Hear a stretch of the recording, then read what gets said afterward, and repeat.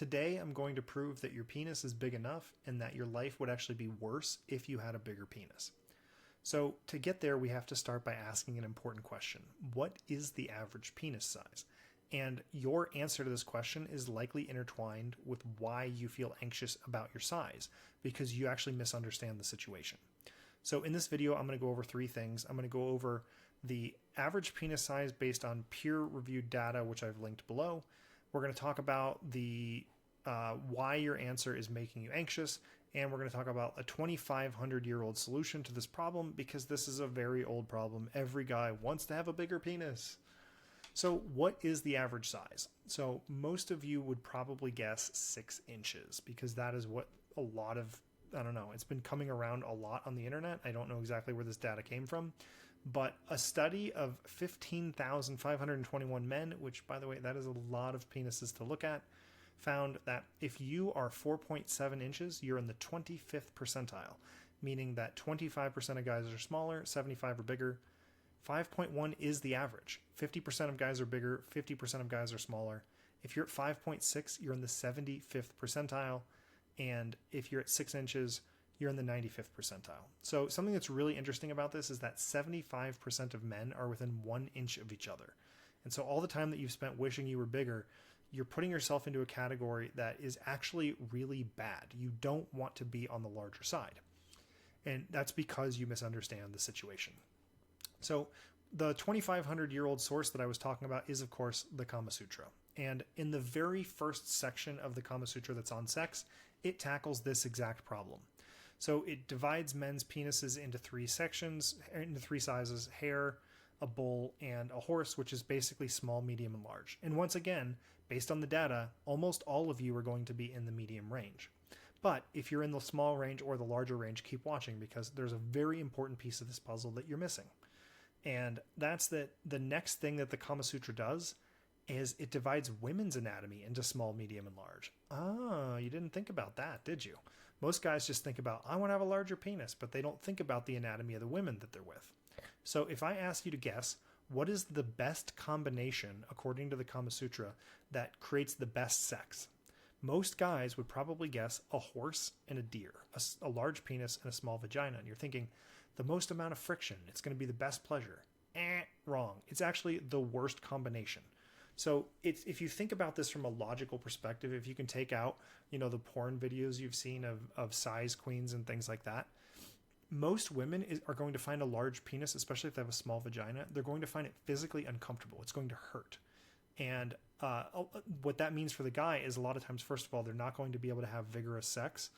And they're going to have to be very cautious of their partner in order for their partner to enjoy it. And so a good friend of mine from high school was about 5 foot tall. I think she was actually 4'11", and she was about 100 pounds soaking wet. And she dated a guy for about a year who was like the love of her life at that point. They were really compatible.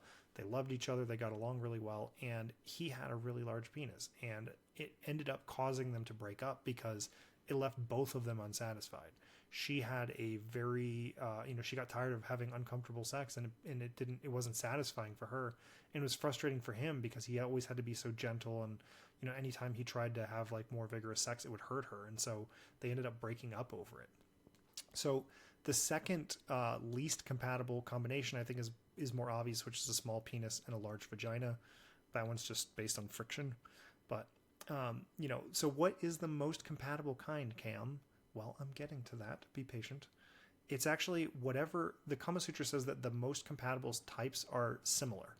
So if you have a small penis, finding a woman with a small vagina, or if you have a medium, finding a woman with a medium vagina. I don't think a lot of large penis guys are watching this video, but if you are, large vagina is also the best. And so one of the things that's really interesting about this to me is it makes a lot of logical sense if you can take your emotions out of it and you can take what you've learned in porn out of it. Finding somebody whose anatomy fits your anatomy is going to lead to the best sex. And the other thing I really like about that is it matches with everything else I know about relationships and sex, which is if you find a person who's a good fit for you, you're going to have a much better time than if you find somebody who fits an idea of what you think is going to be better. And then, of course, if you have, there's another set of compatibilities, which is like partially compatible, which is the size that's next to you. So something that's really, if you have a small penis, you are compatible with deers and mares, Something that's really interesting to look at here, though, is that if we look, the medium guys, the average guys, which is most of you, there's no red lines. You're compatible with everybody. So if you were like, I want to have a larger penis so I can have sex with anyone that I want, you're actually wishing for something that would make your sex life worse and would make your compatibility, overlap smaller. So if you're an average guy, chances are you can have sex with almost anyone and it's going to be compatible. So something else that's interesting about wanting to be larger, which most guys do, is that you actually have the same amount of sexual compatibility as a guy with a small penis. So guys with small penises are compatible with deers and mares, and guys with horse penises are compatible with elephants and mares. So you actually have the same exact number of compatible partners if you're large as if you're small. And so if you're a medium guy wishing that you were large, you're actually wishing to cut down on the amount of people who you'd be compatible with. And so something that's really interesting to me about this, it's interesting about this because it's like everything else I've run across with sexual anxiety, and that most sexual anxiety comes down to misunderstanding of a situation. It's also another way to say it is it's an immature view of a situation, thinking I need a bigger penis to satisfy a woman. It's interesting to me because it kind of puts the responsibility on your size, which is something you can't really control, instead of things that are within your control, like who you choose to have sex with and any skills you might learn about making yourself better at sex. So one of the things that I do with my coaching clients is I help them find these misunderstandings. So a lot of the things that cause sexual anxiety are misunderstandings, and it's weird because they're often very invisible to us.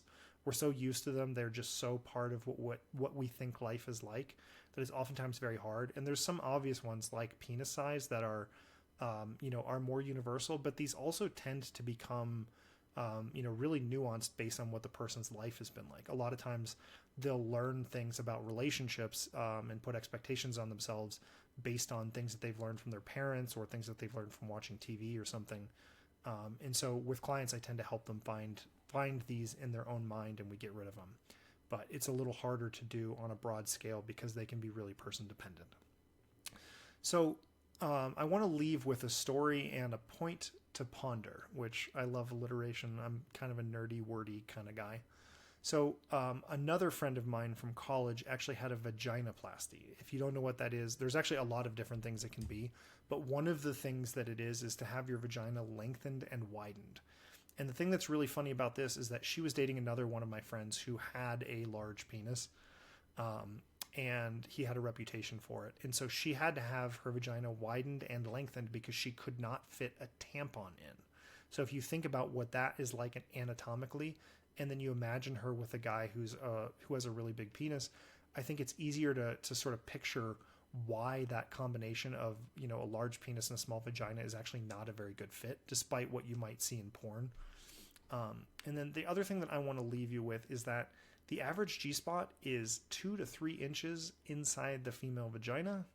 I don't know why I said female vagina, but 2 to 3 inches inside the vagina. So if you're a guy with a 2-inch penis or a 3-inch penis, chances are you can still hit the most sensitive part of a woman's anatomy. And so, if you can make a woman come with your finger, there's no reason that you can't make a woman come with your penis. So hopefully that helps you alleviate some of the anxiety. And, if you want further help with this, you can go to my website, nopillsnosurgery.com, and I will see you in the next video.